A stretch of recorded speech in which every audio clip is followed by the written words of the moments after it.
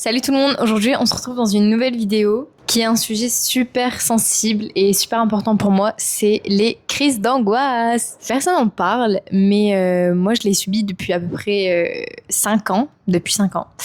J'aimerais que cette vidéo elle serve parce que à l'époque où ça a commencé, personne n'avait vraiment des réponses à part c'est dans ta tête, donc donc c'est cool de me dire c'est dans ma tête, mais globalement, qu'est-ce que je dois faire pour juste que mon cœur s'emballe pas et que j'ai pas l'impression de mourir et que je puisse respirer normalement, quoi. Donc cette vidéo sert un peu à ça, à vous parler de mon chemin et aujourd'hui comment est-ce que je vis avec et comment est-ce que j'ai un peu appris à les contrôler entre guillemets. Aujourd'hui, si tu regardes cette vidéo, je pense que tu dois connaître cette sensation, cette angoisse un peu qui te donne l'impression que tu vas mourir littéralement. Et cette vidéo, elle est pour toi parce qu'aujourd'hui, j'ai décidé de prendre la parole sur un sujet qui est un peu trop tabou et je vais t'expliquer tout ce que j'aurais aimé qu'on m'explique à moi plus tôt et que j'ai dû découvrir un peu toute seule. Comprendre les crises d'angoisse a été une étape essentielle, je pense, pour apprendre à les contrôler parce que j'ai compris que j'étais pas dans un danger immédiat. Alors que les 10 premières, je pense que j'avais littéralement l'impression que j'allais mourir et que mon cœur allait s'arrêter. Alors que quand j'ai vraiment compris ce qui se passait dans mon corps, j'angoissais d'angoisser globalement. Et donc aujourd'hui, je vais te parler de comment est-ce que je suis sortie de cette spirale qui est j'ai peur de faire des crises d'angoisse, du coup j'angoisse et du coup je fais une crise d'angoisse encore et encore et encore. Alors, qu'est-ce que c'est une crise d'angoisse exactement? Une crise d'angoisse qui est aussi appelée crise de panique, c'est une montée soudaine d'émotions mais intenses et accompagnée de symptômes physiques. Il faut savoir que quand tu es en crise d'angoisse, ton corps se met en alerte maximale totale. Le cœur qui s'emballe, les palpitations, les vertiges, les tremblements, l'impression que t'es littéralement en train de t'étouffer ou de te noyer. C'est terrifiant sur le moment, je le sais, mais c'est important de prendre conscience qu'il n'y a aucun danger direct pour ta vie, mais aucun. Globalement, une crise d'angoisse, c'est un peu stupide, mais c'est comme si ton système d'alarme s'était déclenché dans ton esprit sans raison particulière. Maintenant, pourquoi est-ce que ça arrive? La question qu'on m'a posée, c'est mais pourquoi ça arrive? Pourquoi est-ce que genre toi t'es sujette à des crises d'angoisse et pas moi? T'es hypersensible ou... Non. Je pense pas que ça a à voir avec l'hypersensibilité. Je pense qu'on peut tous être sujets aux crises d'angoisse au bout du moment où on refoule quelque chose. Parce qu'une crise d'angoisse, c'est littéralement une réaction de l'inconscient. Ça avait commencé à m'expliquer et j'avais eu vraiment du mal à comprendre. Mais globalement, si tu n'acceptes pas de vivre tes émotions, en fait, c'est comme si dans ton cerveau, tu jettes des bouts de papier dans une poubelle, encore et encore. Je suis énervée. Bam. Tu jettes le bout de papier, tu veux pas l'accepter. T'es triste, tu jettes le bout de papier, tu veux pas l'accepter. Encore et encore et encore et encore. Et en fait, au bout d'un moment, la poubelle, elle est pas assez grande. Du coup, elle explose. Et du coup, ça fait que toutes les émotions que tu as refoulées pendant des années ou le déni, etc., ça ressort de cette façon, en fait. Seulement, il faut que tu saches que ton corps réagit avant que ta tête prenne conscience de certaines choses. C'est-à-dire que si dans certaines situations où tu ne vois pas directement le danger, où tu angoisses mais tu ne sais pas pourquoi pour un souvenir que tu as oublié ou autre, ton corps, lui, il ne l'a pas oublié, ton inconscient ne l'a pas obligé et du coup va déclencher quelque chose automatiquement. Imaginons que tu as vécu quelque chose quand tu étais jeune qui fait qu'aujourd'hui tu as peur de la foule. Et ben, en plein milieu de la foule, même s'il n'y a pas de danger immédiat, tu vas en faire une parce que ton cerveau se met en hypervigilance et du coup, tu angoisses et tu vois le mal partout et ton inconscient voit le danger imminent dans tous les coins. Et moi, j'ai un peu été dans ce système de j'ai tellement peur de faire des crises d'angoisse que je fais des crises d'angoisse. Et c'est-à-dire que au début, la première année où j'ai commencé à faire des crises d'angoisse, le sport, c'était un enfer. Courir, c'était un enfer parce qu'en fait, mon corps prenait chaque signe comme un début de crise d'angoisse. Donc, imaginons que je cours et que mon cœur, automatiquement, il bat plus vite, que ma respiration, elle est plus courte. Et je pense que je vais faire une crise d'angoisse alors que c'est juste une réaction normale de quelqu'un qui fait du sport. Sauf que mon corps, vraiment, l'a pas du tout accepté. Et à chaque fois, je partais en crise d'angoisse. En fait, ça m'angoisse de pas réussir à respirer parce que je sais que généralement, quand je respire pas, il y a des raisons et ça me fait peur. Bref. Et certaines crises d'angoisse, elles se déclenchent littéralement pour rien et c'est totalement ok. Parce qu'en fait, juste ce que tu vis dans l'instant T, ton cerveau, lui, il y a une accumulation qui va exploser à un moment ou à un autre. Et donc, des fois, j'ai fait des crises d'angoisse pour rien, hein, mais surtout les premières. dès que j'ai fait ma première crise d'angoisse, quand je savais pas les contrôler, j'en faisais vraiment pour tout et pour rien. Faut savoir que j'ai fait de la boxe et je pense que j'ai jamais autant fait de crise d'angoisse que quand j'étais à la boxe, tout simplement parce que si quelqu'un était violent envers moi, et on est à la boxe, hein, pour mettre dans le contexte, si quelqu'un est violent avec moi, en fait, mon cerveau se met en hypervigilance et je finissais toujours par faire une crise d'angoisse. Et ça me saoulait, mais tellement. Mais au final, c'est juste une réaction, entre guillemets, normale au bout du moment où tu es sujet à des crises d'angoisse. Mais en fait, il faut juste continuer, affronter ta peur, encore, jusqu'à ce qu'en fait, ton cerveau, il prenne conscience que, bah, ça va en fait, ça va. Je pense que le plus important à retenir, c'est que t'es pas fou. Et c'est normal, et juste ton corps réagit de façon totalement normale et totalement instinctif. Il te protège, tout simplement. Le problème, c'est que des fois, il va mal interpréter les signaux. C'est vrai, mais on lui en veut pas, ok? Faut accepter, faut comprendre, et en fait, faut pas avoir de colère envers soi-même. Moi, quand une crise d'angoisse s'est déclenchée, j'avais de la colère envers moi-même, et du coup, bah, j'avais de plus en plus de mal à la gérer, alors que juste apprends, comprends d'où viennent tes crises d'angoisse, ensuite ça ira mieux. Mais il y a un point de départ, et le point de départ, faut que tu le connaisses. Parce que les crises d'angoisse, faut savoir que le point de départ, généralement, c'est des émotions refoulées, c'est un déni, c'est un souvenir oublié, c'est des émotions que t'as pas voulu vivre, etc. Donc globalement, tu peux faire la femme forte ou l'homme fort devant l'intégralité des personnes. En fait, ton inconscient, ton corps, c'est que au fond ça va pas du tout. Donc en fait, lui un jour il va te le faire payer. Donc si t'es triste, juste pleure, si t'es énervé, juste crie, c'est ok.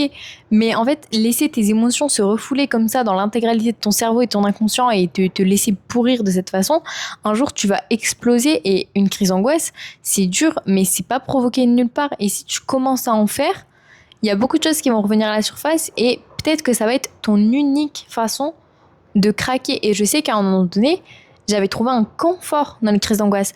En fait, quand quelque chose de triste se passe dans ma vie, je refoulais, parce que je prenais conscience que, au lieu de pleurer sur une semaine, j'allais avoir une journée où j'allais crise d'angoisse de fou, et après voilà, c'est tout, c'est fini. Mais c'est la pire technique Evertime là, Maëva, que tu nous fais là, c'est c'est une très mauvaise idée, tout simplement parce que crise d'angoisse, c'est pas facile, hein. En fait, quand t'en fais plus, t'oublies ce que ça fait, mais quand ça revient, tu regrettes. Tu regrettes d'avoir préféré la vivre plutôt que juste avoir dit ok, je suis triste. Accepte tes émotions. Accepte ce qui s'est passé dans ta vie. Accepte le déni. Accepte. Oui, je fais des crises d'angoisse pour ça. Voilà. Comment est-ce que je règle le souci? Comme ça. Voilà. La question suivante est forcément comment est-ce qu'on peut l'éviter? Moi, j'ai mis plusieurs choses en place et j'ai mis énormément de choses en place. Déjà, grande étape que j'ai déjà répétée précédemment, comprendre d'où est-ce que ça vient. Pourquoi est-ce que tu fais des crises d'angoisse? Quand tu fais une crise d'angoisse, tu penses à quoi? Après avoir fait la crise d'angoisse, tu penses à quoi? Est-ce que quand tu regardes dans ton passé, tu vois des émotions que tu as pu refouler, un souvenir que tu as pu oublier, un doute que tu as quelque part, un déni que tu es en train de vivre ou autre? Faut vraiment que tu saches d'où est-ce que ça vient, pourquoi est-ce que ça se déclenche. Parce qu'il y a automatiquement une raison, parce qu'une crise d'angoisse, malgré que des fois tu as l'impression qu'elle se déclenche pour rien, qu'elle te saoule et tout, il y a toujours une raison. Il y a vraiment toujours une raison. La crise d'angoisse, quand elle a envie d'arriver, elle arrivera. Je pense qu'il n'y a aucun moyen de l'empêcher d'être là si elle a envie d'être là, parce qu'il y a quelque chose à extérioriser, donc automatiquement, tu as besoin d'elle un peu. Mais ce qu'on peut faire, c'est réduire la fréquence. On peut diminuer l'intensité des crises d'angoisse et surtout éviter la spirale de remarquer des signaux de début de crise d'angoisse alors que ça n'en est pas, comme je l'expliquais avec la course à pied, ou angoissé de faire une crise d'angoisse et du coup de faire une crise d'angoisse alors qu'à l'origine t'étais pas angoissé. Bref. Le premier conseil que je pourrais donner pour éviter les crises d'angoisse, c'est prendre soin de son corps. Notre système nerveux est extrêmement sensible à notre état physique. Donc tout ce qui va être le manque de sommeil, le stress accumulé, une mauvaise alimentation, tout ça peut rendre le corps ultra vulnérable. Donc dormir suffisamment, c'est important. Faire de l'exercice, manger équilibré, pas juste bien pour la santé. C'est vraiment quelque chose qui va équilibrer ton système nerveux. Éviter que la panique se déclenche. Deuxième conseil, c'est écoute tes émotions et ton inconscient, c'est-à-dire ne refoule pas encore et encore. Ne jette pas dans cette poubelle. Ne jette plus dans cette poubelle, ok? Souvent et généralement, les crises d'angoisse sont juste le résultat d'émotions qui n'ont pas été éprouvées, qui ont été refoulées. Et c'est important de prendre du temps pour soi, pour exprimer ce qu'on ressent. Moi, ce qui m'a énormément aidé, c'est l'écriture et je pense que j'en parle minimum dans chacune de mes vidéos parce que c'est super important. Mais ça a vraiment, je pense, changé ma vie et ma vision de voir les choses automatiquement. J'ai fait beaucoup de choses. J'ai écrit des romans, j'ai écrit des livres et surtout le journal intime où j'ai commencé à écrire des lettres à moi-même et enfin plusieurs choses que vous pouvez trouver débiles peut-être. Mais en fait, se parler à soi, je pense que ça a été mon premier départ et juste comprendre ce qui va et ce qui va pas. Pourquoi est-ce que tu as mal? Pourquoi est-ce que quand tu fais une crise d'angoisse, c'est à ça que tu penses?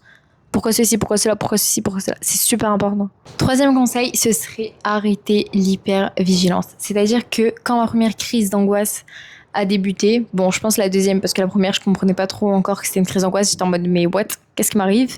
Mais dès que j'ai commencé à comprendre que j'avais des crises d'angoisse, j'ai été en hypervigilance totale. Et c'est à ce moment-là où je pense que je suis entrée dans la spirale. En fait, je faisais attention à chaque battement de cœur, à chaque respiration, à chaque chose qui était un peu différente. Je me disais, oh non, non, non, non, pas aujourd'hui, pas maintenant, s'il vous plaît, s'il vous plaît.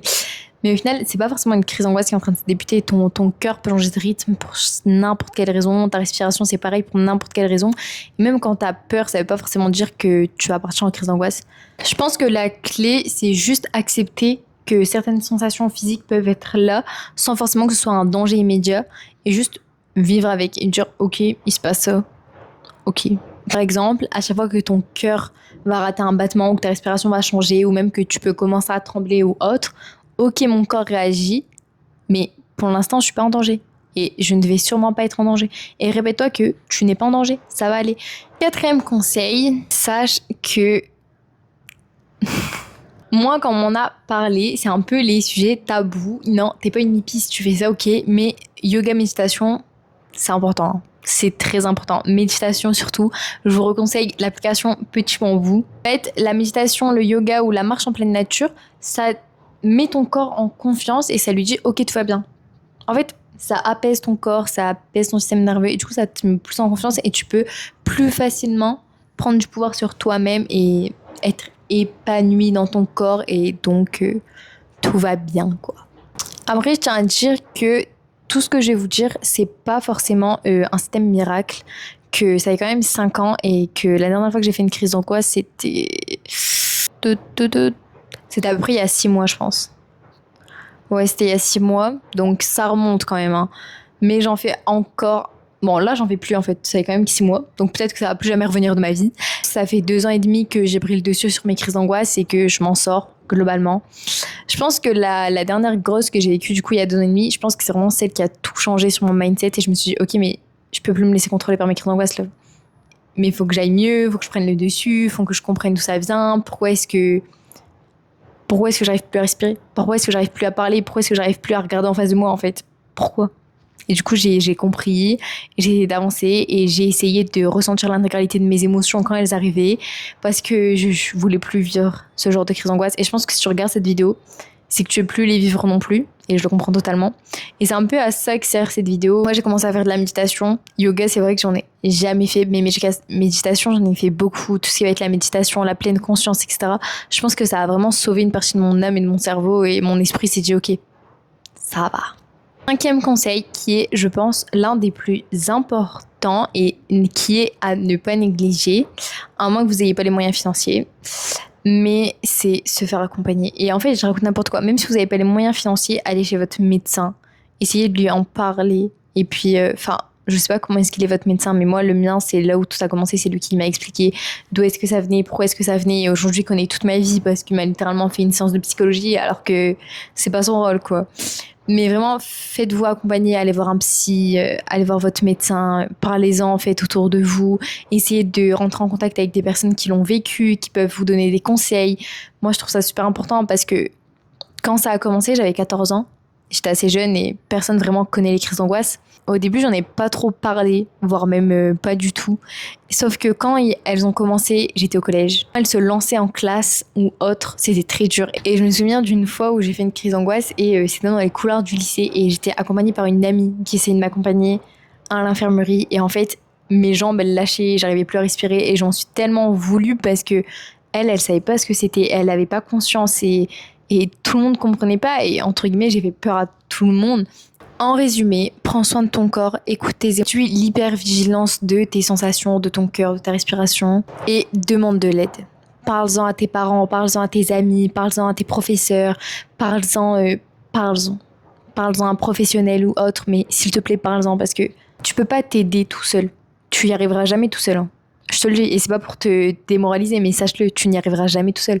Comment est-ce que tu veux prendre du recul sur quelque chose qui se passe dans ta tête? C'est super compliqué, sauf que la chose la plus importante, je pense, dans une crise d'angoisse, c'est prendre du recul. Donc t'as besoin de quelqu'un. Allez. Maintenant, rentrons un peu dans le point scientifique, mais pas de panique, je vais te l'expliquer comme moi je le comprendrai parce que je suis pas une scientifique, ok? Moi j'ai fait un bac L pratiquement, ok? Lors d'une crise d'angoisse, ton cerveau active une zone qui s'appelle l'amygdale. C'est la partie du cerveau qui détecte les dangers et qui prépare ton corps à réagir. Globalement, elle agit comme un détecteur d'alarme très sensible. Donc quand l'amygdale se déclenche, elle envoie un signal à ton corps et c'est à partir de ce moment-là que ton cœur s'emballe, que ta respiration, t'as l'impression que tu t'étouffes, etc. Tes réactions, c'est pour te préparer à te défendre ou à fuir quelque chose, mais il n'y a aucun danger. Et je pense que c'est ça, je suis en sécurité, je suis en sécurité, je suis en sécurité, je suis en sécurité, tu te répètes ça comme une folle, ok, dans ta tête. Ok.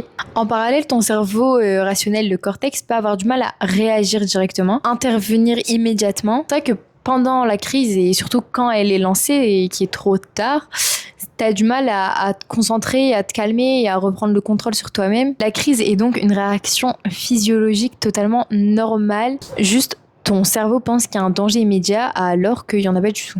Comprendre cela, c'est super important parce que juste ton cerveau fonctionne comme un détecteur de fumée quand tu fais à manger mais qu'il y a trop de fumée. Il n'y a pas de danger, il n'y a pas de feu. Mais pourtant, il va se mettre en alarme. Bip, bip, bip, bip, bip. Voilà, c'est ça. Personnellement, ce savoir scientifique m'a permis de prendre conscience que en fait, je vais pas mourir. Donc, il n'y a pas de quoi paniquer. Au pire, là, demain, je fais une crise d'angoisse, puis quoi? Puis quoi? Parlons de stratégies concrètes pour les éviter et surtout réduire leur intensité parce que les éviter, c'est un peu compliqué. Conseil numéro 1 qui est des plus débiles mais des plus importants, respire. Respire. Ok, c'est débile, mais c'est vraiment la seule chose à faire. C'est vraiment la seule chose sur laquelle tu dois te concentrer, en fait, ta respiration. N'aie pas peur de ci, n'aie pas peur de cela, pense pas à cela, pense uniquement à ta respiration. Concentre-toi uniquement sur celle-ci. Deuxième conseil, c'est ancre ton corps là où tu es. Ne te laisse pas submerger, ne te laisse pas emporter, vraiment. Et les pieds au sol, touche à un objet, regarde autour de toi, nomme les mots. Là, par exemple, il y a une valise à côté de moi. Là, je suis dans un fauteuil. J'ai un pantalon. Là, à ma droite, il y a une télécommande. J'ai un micro, j'ai un téléphone. Nomme-les dans ta tête. Compte si tu veux. Compte les objets. 1, 2, 3, 4, 5. Mais ancre-toi à la réalité. Troisième conseil que j'ai noté, mais peut-être que vous agissez pas comme ça avec vous. Moi, j'agissais comme ça avec moi, mais respectez-vous, s'il vous plaît. Parlez-vous bien. Soyez bienveillant avec vous. Pendant une crise d'angoisse, si vous en voulez, que vous criez dessus, que vraiment vous avez la haine contre vous de faire une crise d'angoisse, automatiquement, en fait, votre crise d'angoisse, elle va augmenter. Mais si vous êtes bienveillant avec vous et que vous vous dites « Ok, ça va, calme-toi, tout va bien, t'es pas en danger, tu vas pas mourir, respire, 6 secondes, 4 secondes. » Si t'es gentil avec toi, automatiquement, tu vas plus être apaisé, tu vas plus te calmer plutôt que si t'es là dans ta tête en train de te hurler dessus. Même conseil, je pense que lui, il est beaucoup plus pour le avant-crise que pour le pendant-crise, parce que pendant-crise, je pense pas que c'est possible de faire ça, mais bouge. Genre vraiment, fais les 1000 pas s'il faut, bouge tes articulations, bouge quoi. Détends tes épaules, détends tes muscles, vraiment faut que tu bouges, faut que ton cerveau soit concentré sur autre chose quoi. 5e conseil, ça je pense c'est vraiment pour dans la vie de tous les jours, et que tu sois sujet à des crises d'angoisse ou pas, mais des rituels, enfin des routines. Faut que tu aies une routine matinale, une routine du soir. Enfin, je sais qu'il y a beaucoup de personnes qui vivent au jour le jour, mais moi, depuis que je suis sujet à des crises d'angoisse, c'est pas possible parce que ça m'angoisse de pas avoir tout préparé dans ma tête. Et donc, en fait, avoir une petite routine le soir et une petite routine le matin, ça peut vraiment aider en fait à s'ancrer dans notre réalité à nous, dans notre vie à nous. J'ai ouvert une petite liste et je vais vous le répéter parce que les applications, c'est quand même assez important. Donc, grand 1, je conseille Petit Bambou. Globalement, c'est une application de méditation guidée. Donc, tu as des petites vidéos, tu as des petits exercices, etc. Je trouve ça assez cool, surtout quand t'es pas dans La méditation, loi de l'attraction, pleine conscience et tout, ça va venir après. Quand tu te mets dans la méditation, après tu pars dans tous ces délires-là. Et c'est pas mauvais, c'est une très bonne chose même. Deuxième application, Respire Relax du coup. Et le truc avec la goutte qui monte, la goutte qui descend, c'est super important. Ça, c'est vraiment l'application, je pense, que j'ai utilisée à chaque fois que je faisais une crise d'angoisse. Et même quand je fais pas de crise d'angoisse, même je suis dans le bus en fait, je me sens pas trop bien, bam, Respire Relax. Et vraiment, moi, ça m'apaisait. Vraiment, c'était comme un jeu dans mon téléphone. Je l'allumais tout le temps. J'ouvrais mon téléphone, j'ouvrais l'application. Voilà. Dare. Je vais pas le dire trop fort parce que franchement, je sais pas le prononcer. Mais en gros, c'est une application qui te permet d'affronter ton angoisse étape par étape. Donc c'est cool quoi. Quatrième application, Mood Note. Ouais. Cette application est super importante. Vous savez, je vous parlais d'écriture. Si vous n'êtes pas capable d'écrire, si vous n'êtes pas capable d'écrire des lettres, d'écrire vos émotions et tout, juste installez cette application, écrivez vos humeurs. Voilà. Comment est-ce que tu te sens? Je me sens comme ça. Apprenez à ressentir vos émotions. Voilà. Je pense que l'avantage de ces applications, c'est qu'elles sont accessibles n'importe où et n'importe quand. Et du coup, t'es dans le bus, t'ouvres Mood Note, ça te prend genre 5 minutes. Et au moins, t'as ressenti tes émotions et tu as passé une journée plus épanouie. T'es en pleine crise d'angoisse, Respire Relax, ça prend 1 seconde à la lancer. Le soir, avant de dormir, une vidéo de petits bambous, c'est fini. Tu fais un exercice, voilà, c'est fini. Ça prend tellement pas longtemps et c'est des petits exercices comme ça qui peuvent littéralement te changer la vie, je pense. En tout cas, ils ont vraiment changé la mine. Je fais cette vidéo, c'est parce que je trouvais ça important que vous ayez un minimum de connaissances sur les crises d'angoisse.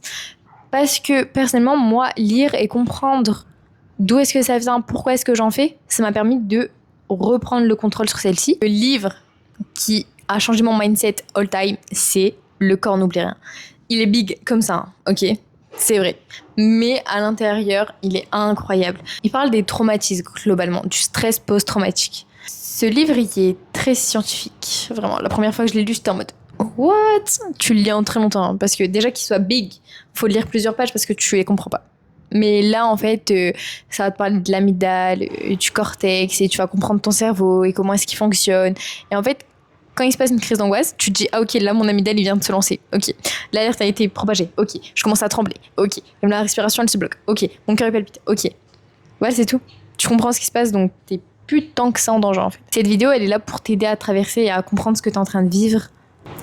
Pour conclure, j'aimerais que tu retiennes une chose, les crises d'angoisse sont super effrayantes, mais ne sont pas dangereuses, elles ne sont pas mortelles. Tout ce qu'on a vu ensemble, c'est-à-dire qu'est-ce qu'une crise d'angoisse, comment est-ce qu'on les vide, d'où est-ce que ça vient, ce qui se passe dans le corps et dans le cerveau, les outils, les stratégies un peu que je t'ai donné, a un but, te montrer que c'est pas définitif les crises d'angoisse et que tu peux vivre sans.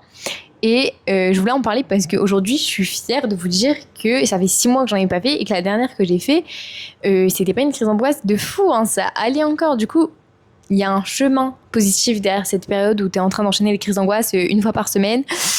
Ça va. Surtout, rappelle-toi, tu es pas fou, tu es pas faible, tu es pas genre dans l'hypersensibilité, tu es juste quelqu'un qui a dû vivre quelque chose et qui l'a refoulé parce que ça faisait trop mal et aujourd'hui qui en paye les frais. Voilà. Parce que, ok, je pense que ce que tu as vécu, ça a pas dû être facile et je le comprends totalement, mais la façon dont tu as réagi avec le déni qui a suivi ou la façon dont tu as rejeté tes émotions, etc., ça va définir la personne que tu es. Et c'est pour ça qu'aujourd'hui, je te fais rattraper par les crises d'angoisse.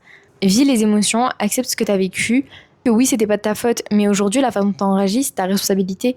Et si je fais des crises d'angoisse, c'est pour te montrer que tu dois agir. Et pour te montrer que tu dois répondre. Que c'est ta responsabilité d'aller mieux, que c'est ta responsabilité de prendre soin de toi. Peu importe le nombre de fois où on t'a mis des bâtons dans les roues, ou ceci ou cela, c'est à toi d'enlever les bâtons. C'est tout. J'espère que cette vidéo, elle t'a aidé et n'hésite pas à la partager avec quelqu'un qui en a besoin parce que j'espère vraiment que cette vidéo sera un message pour l'intégralité des personnes qui souffrent de ce que j'ai pu connaître parce qu'on m'avait rien expliqué et j'ai dû tout chercher toute seule. Et aujourd'hui, plus de tabou, ok? Merci d'avoir pris le temps de m'écouter et surtout, abonne-toi et n'abandonne pas. Bisous! One is the loneliest number that you'll ever